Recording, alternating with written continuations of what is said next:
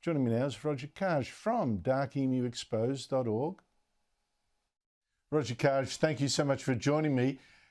To start with, what did you and your researchers do in researching Gordon Reid's family tree? Why have you been fairly confident you couldn't find evidence that he does have an Aboriginal ancestor?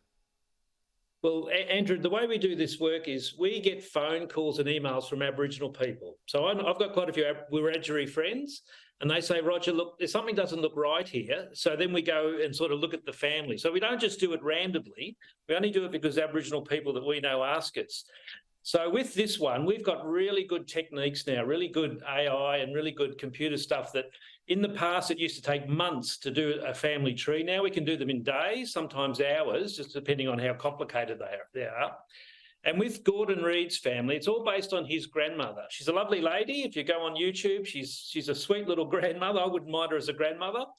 And she comes from a very, not famous, but a really deeply colonial family. They go back 7 or 8 generations in Australia, and very easy to follow because all the records are there. They were convicts, settlers, there's all newspaper clippings, so that sort of stuff. So we were able to go back and trace every one of her ancestors. Now, as I understand it, Dr. Gordon Reid's not claiming any Aboriginality from his father's side, so we didn't go, his mother's side, so we didn't go there.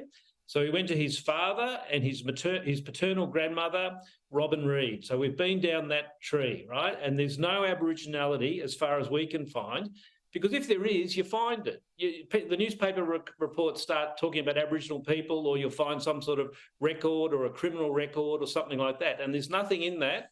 And all her family go back to England, mainly, with a couple of Irish ancestors, 7 or 8 generations. So we're pretty confident, as far as we can see, that there's nothing there.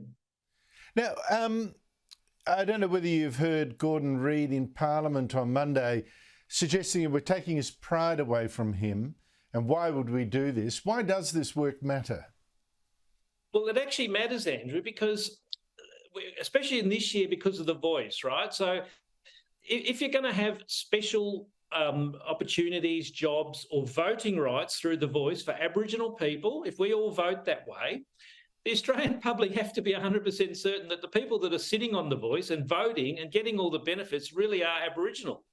And in Australia, you've got the 3-part rule. Now, Dr. Gordon Reid, he's proud to be Aboriginal because he self-identifies and other people recognise him as such.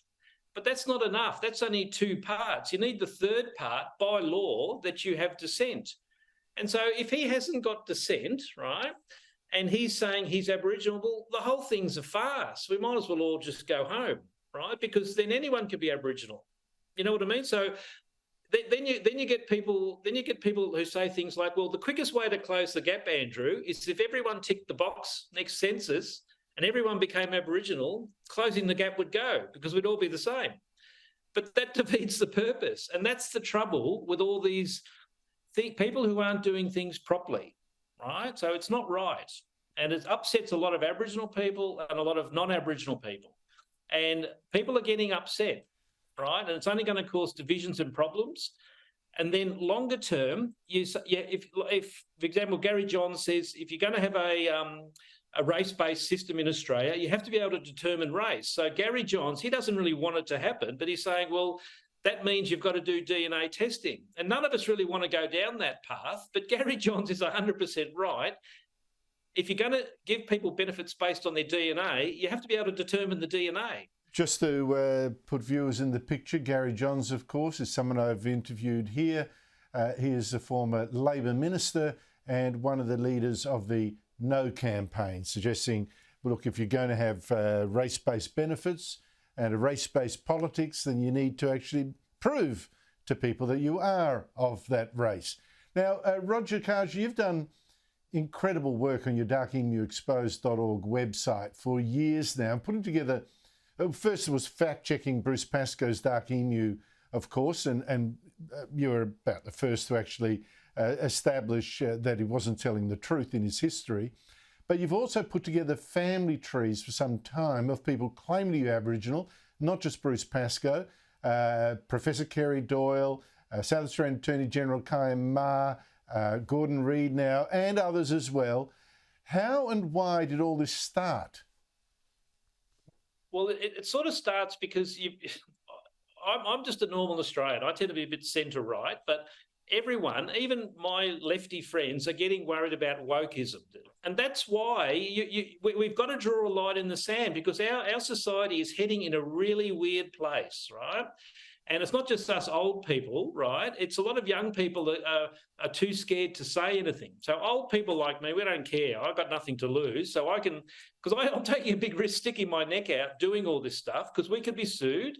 But we make sure everything's right. We talk to the people, we give them opportunity to respond, and we haven't been sued yet, touch wood, haven't even got a concerns notice, which means we must be right. You can't just pretend to be something you're not and get away with it. That's why. Well, it's been going on for a long time now. How many people have you got working on this sort of stuff, on the genealogies, on fact-checking Bruce Pascoe's claims, on other people claiming they're Aboriginal who are not? Yeah, when I started, it was just me. I got really angry with Bruce Pascoe, especially young dark emu. So I just became a keyboard warrior by myself. And within a year or so, I had 30 people all around the country, all adding bits and pieces, writing it up. I edit the website. And since that time, other people have come on, and then we've got 3 really good genealogists, professionals, right? But they can't say who they are because they're scared. They're in the commercial field. They don't want to be associated, but they love doing this work because they're very honest, historical people, and they don't like it. And now, in the last year and a half, I got so many Aboriginal people just feeding me stuff, saying, look, check out this, look at this, right? So it's not just... We're not just doing it from an academic point of view. It's like a grassroots, real people. And I just give all those people a platform, right? So, it costs a lot of money. It's thousands of dollars. But by putting it out there, it sort of gives you a bit of relief that at least someone or some group is trying to do something about all this, trying to be a bit sensible and rational. Because I'm only looking at the really famous people. For every one of these people, there's 10 at a much lower level who I won't chase because there's too much work, but they're in your local council. They're in your local group that's trying to get a claim over a particular development site, and they're all fakes. Hundreds of them, hundreds. Well, you say hundreds. I mean, we've had some Aboriginal activists say up to 300,000. I think it's probably less than that, but I wouldn't mind betting it's around the 100,000, 150,000 mark based on census stats. As I've said earlier at the top of the show, how many people you think are out there that say they're Aboriginal and not? I think Susan Ingram, she's saying 300,000. That's a big number. She and I spoke to her. She says that's sort of a scholar's gut feel, right? But I think it's at least 100, 150. And there's some of those people are genuine. They're perhaps a bit like Dr. Gordon Reid's grandmother. I think she probably really believes she's Aboriginal, but they haven't done the work to prove it, right? So there's a lot of people of goodwill that want to be Aboriginal and they just tick the box, but they don't realise that has consequences. But I'm saying there's probably hundreds, maybe a few thousand who are nefarious. They're out there to rig the system and do all these dodgy deals. They're the ones we really got to worry about, right? They're the ones who want to become rent seekers and make money out of it. The average little grandma who wants to tick the box and feel nice is not such a threat, right? But I think there's probably 100, 150,000 like you, but there's a few hundreds, a few thousand who are actually bad apples. They're the ones you got to watch. No. I think you make a right distinction there. I don't hold any grudge against Gordon Reid's grandmother. I'm sure she genuinely believes that she is Aboriginal, but like you say, probably hasn't quite done the work. And the same as Kaya Ma's mother, I thought she seemed to genuinely believe it. It just the records don't back her up. Roger Karge, your research has been absolutely fascinating.